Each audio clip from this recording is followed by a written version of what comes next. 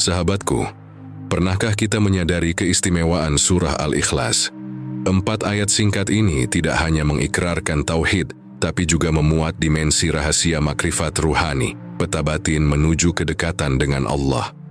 Menurut Imam Al-Ghazali, 4 ayat dalam surah ini bukan hanya sekedar bacaan, tetapi pancaran energi yang selaras dengan keberadaan 4 malaikat dalam dimensi rohani manusia. Keempat malaikat tersebut adalah Jibril, Mikail, Israfil, dan Israel. Masing-masing malaikat memiliki peran dan letak tersendiri di dalam tubuh kita. Dan dalam video ini kita akan menelusuri setiap ayat, menghubungkannya dengan laku zikir, energi keempat malaikat, serta menelusuri rujukan dari para sufi dan ulama klasik. Tapi sebelum Anda menyimak lebih lanjut video ini, silahkan subscribe channel Jalazat TV ini, agar tetap bisa menghadirkan video-video tentang Islam dan kehidupan spiritualnya. Silahkan juga share video ini kepada orang-orang terdekat Anda, agar mereka juga bisa merasakan manfaatnya. Semoga apa yang kita lakukan menjadi sebuah kebaikan yang tercatat abadi dalam catatan amal kita. Amin. Ya Rabbal Alamin. Sahabatku, ketika membaca surah Al-Ikhlas, pernahkah Anda merasakan sebuah getaran halus yang menyentuh batinmu? Jika Anda belum menyadarinya, ketahuilah, surah pendek ini menyimpan rahasia besar yang istimewa. Ya, bukan sekadar pengakuan keesaan Allah, seperti yang disampaikan oleh Ibnu Katsir dalam tafsirnya, bahwa surah Al-Ikhlas menegaskan keesaan Allah, yaitu tauhid rububiyah dan tauhid uluhiyah, dan menolak segala bentuk sekutu. Tetapi surat ini juga merupakan peta batin yang membuka pintu-pintu langit dalam diri kita. Ia adalah jembatan antara zahir dan batin, antara akal dan ruh, serta antara dunia dan akhirat. Dalam Ihya Ulum Al-Dan, Imam Al-Ghazali menegaskan bahwa zikir dan tafakur Al-Ikhlas membuka pintu ilmu laduni, ilmu langsung dari Allah tanpa perantara guru manusia.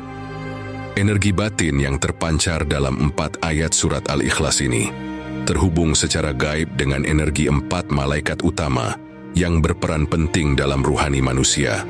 Ayat pertama terhubung dengan Jibril, ayat kedua dengan Mikail, ayat ketiga dengan Israfil, dan ayat keempat dengan Israel.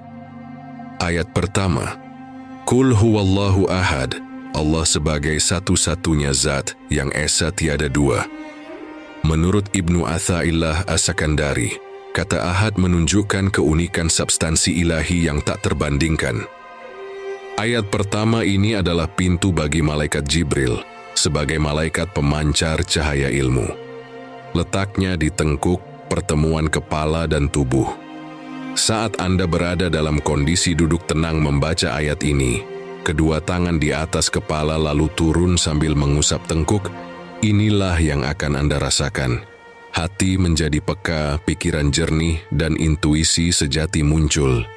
Dengan membaca ayat ini, akan tumbuh kesadaran tauhid dan terbukanya pintu-pintu ilmu laduni.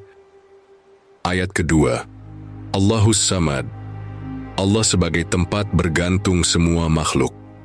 Menurut Al-Qurtubi, Samad bermakna zat yang menjadi tempat bergantung segala makhluk.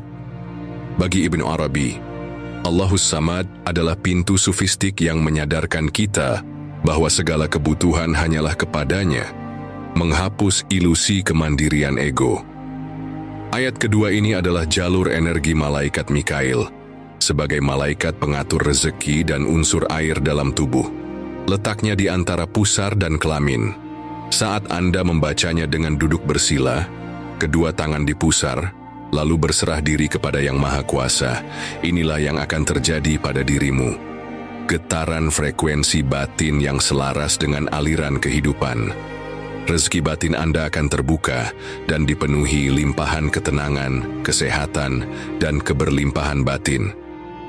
Ayat ketiga, Lam yalid walam yulad, Allah itu tidak beranak dan tidak pula diperanakan.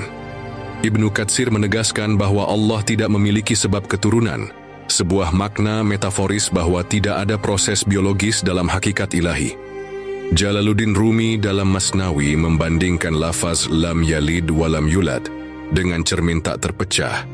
Pancaran cinta ilahi tidak terputus, tak terulang, dan tak terwariskan. Ayat ketiga ini adalah kunci malaikat Israfil sebagai penghubung kehidupan dan kesadaran. Letaknya di paru-paru kanan. Bacalah sambil menarik napas dalam-dalam. Tarik napas panjang sambil membaca lam yalid. Hembus perlahan sambil membaca walam yulad. Biarkan napas menjadi zikir hidup.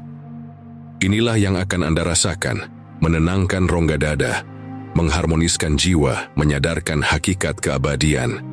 Hati akan merasakan kelapangan menerima semua takdir yang telah ditetapkan olehnya. Ayat keempat, walam yakun lahu kufuwan ahad. Tiada suatu pun yang setara dengannya.